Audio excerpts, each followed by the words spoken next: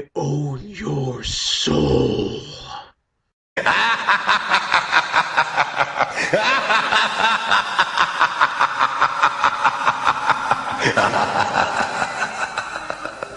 Hey, what's up everyone? Welcome to my review for Star Wars Episode 1, The Phantom Menace. No, I didn't go see that movie because I'm not really dumb. I'm kind of dumb, but not really dumb. Instead, I went to go see a new movie starring Denzel Washington and Ryan Reynolds called Safe House. A new movie, not in 3D and not crappy. Well, it didn't look crappy at least. Let's talk about this film because I was actually kind of looking forward to it, not because of the plot or the way it looked, mostly because of the main two actors, Denzel Washington and Ryan Reynolds. I was looking forward to seeing how they're going to play off each other. Let's talk about this film because the story is so generic and so easy to describe.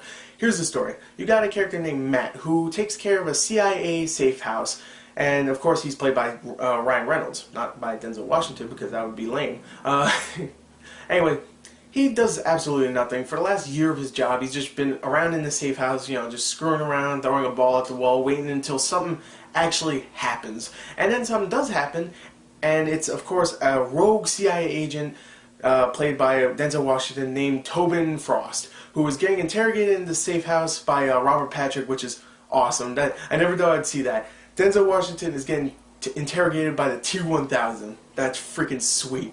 Anyway, bad things happen. The safe house gets compromised. Someone, of course, told them where the safe house is, and it gets compromised. And now Ryan Reynolds has to go and pretty much, not really protect, but more get Tobin Frost out of there and bring him back to another safe house so he can be taken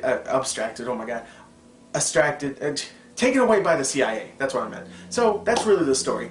It's very generic. The story is very generic. I mean, we've seen stories like this before. You had a CIA agent that went rogue. You got a bunch of people betraying people. You got the CIA acting like a bunch of douchebags. And you got a main character, Ryan Reynolds, who has to go and do something that he has no experience on how to do. So, there you go. Oh, and he also has a romance in the film.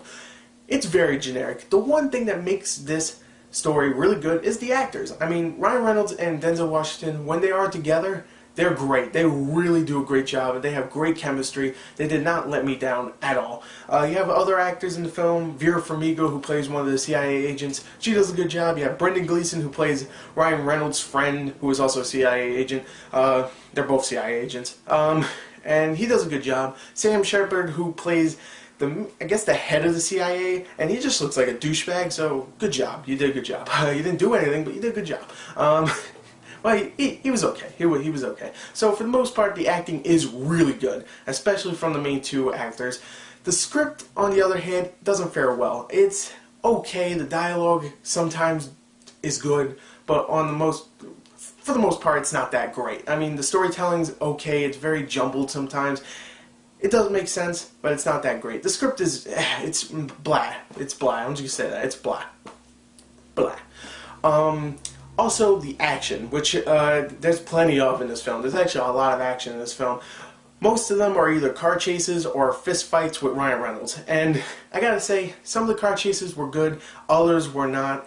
There's like maybe 3, and there's one that's actually really good. And one fist fight with Ryan Reynolds' character and some other character that they introduced later on in the film is really good. It's like, it has to do with, there's a scene where they get thrown out of a window and now they're fighting with glass, and it's just a really good, well-shot action scene. Now, that's the other thing. There's other action scenes in the film that have to do with, like, Denzel Washington and Ryan Reynolds that are really choppily edited. I mean, it doesn't even make sense sometimes. It's like they'll just wave the camera around and then, like, edit so it goes like this, and then you're behind a car and you're like, where are we? What the hell just happened? And it's just, alright, they got out. I don't know how they did it, but good job. It was getting confusing. So, Safe House has some good action, has some good acting, not a great script, and a very generic story. So, really it's a mixed bag. But I will say this, I was never really bored, even when it kind of got slow. I was still never bored. The action, when there was good action, was really good. And I like the main two actors. They did a great job in this film. So, you know what, overall, I did like Safe House. I'm actually going to give it a 29 out of 40. It wasn't amazing, but it was still a lot of fun, and it was actually better than I thought it was going to be. I thought it was going to be very generic and but it was going to have good actors. But for the most part, you know, the action was pretty fun, and you know, the actors did a great job. So there you go. So 29 out of 40 for Safe House. There you go. There's my review. Fuck Star Wars Episode 1. No, I don't know. I just had to end it with that. So anyway, thank you and goodbye.